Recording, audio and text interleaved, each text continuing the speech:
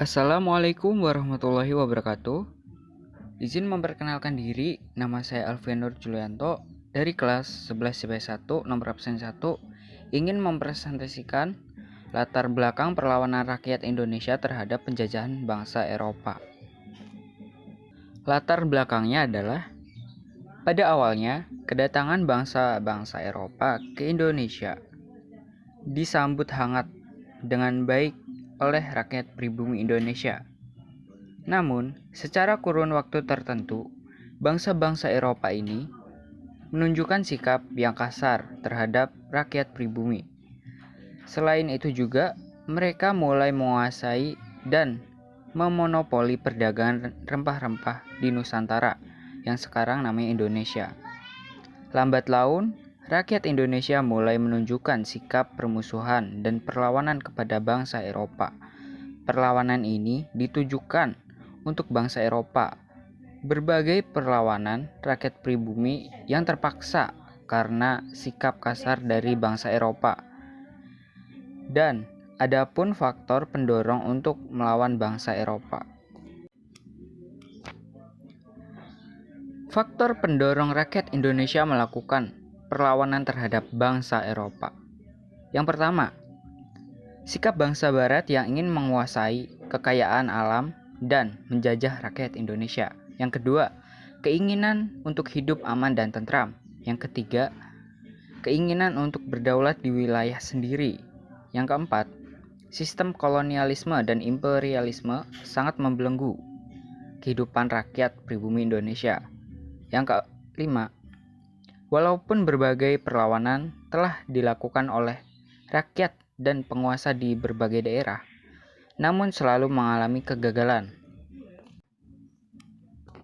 Nah, di samping itu pula, banyak sekali faktor penyebab gagalnya rakyat pribumi Indonesia yang gugur saat melakukan perlawanan terhadap bangsa Eropa.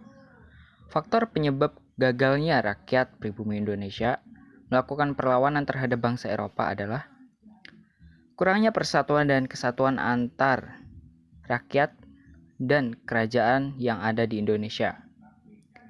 Yang kedua, sumber daya manusia bangsa Indonesia yang lemah jika dibandingkan dengan sumber daya manusia bangsa Barat atau penjajah.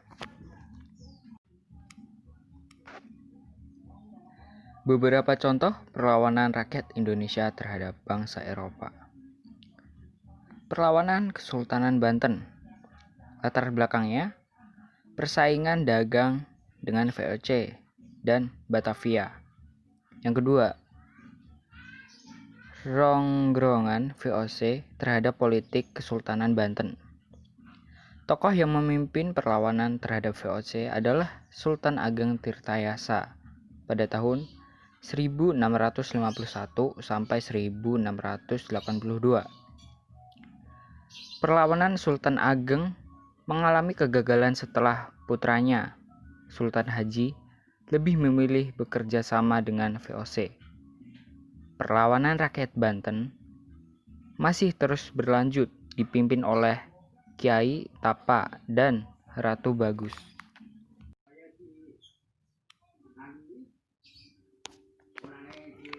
Perang Diponegoro.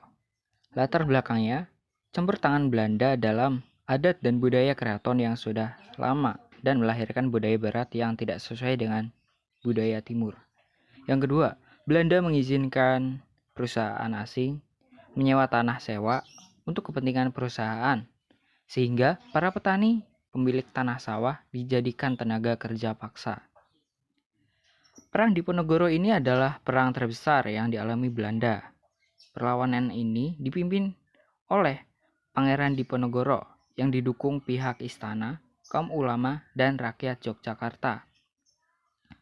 Perang ini terjadi karena Belanda memasang patok-patok jalan yang melalui makam leluhur Pangeran Diponegoro. Perang ini terjadi pada tahun 1825 sampai 1830. Pada tahun 1827, Belanda memakai siasat perang yang bernama Benteng Stelsel, yaitu setiap daerah yang dikuasai didirikan benteng untuk mengawasi daerah sekitarnya. antara satu benteng dengan benteng lainnya, dihubungkan pasukan gerak cepat, sehingga ruang gerak pasukan Diponegoro dipersempit. Benteng Stelsel ini belum mampu mematahkan serangan pasukan Diponegoro. Belanda akhirnya menggunakan muslihat dengan cara mengajak berunding Pangeran Diponegoro. Padahal sebenarnya itu berupa penangkapan. Setelah penangkapan, gerak pasukan Diponegoro mulai melemah. Belanda dapat memenangkan perang tersebut. Namun, dengan kerugian yang besar karena perang tersebut menguras biaya dan tenaga yang banyak. Sekian dari saya. Kurang lebihnya mohon maaf. Wabillahi taufik wal hidayah. Wassalamualaikum warahmatullahi wabarakatuh.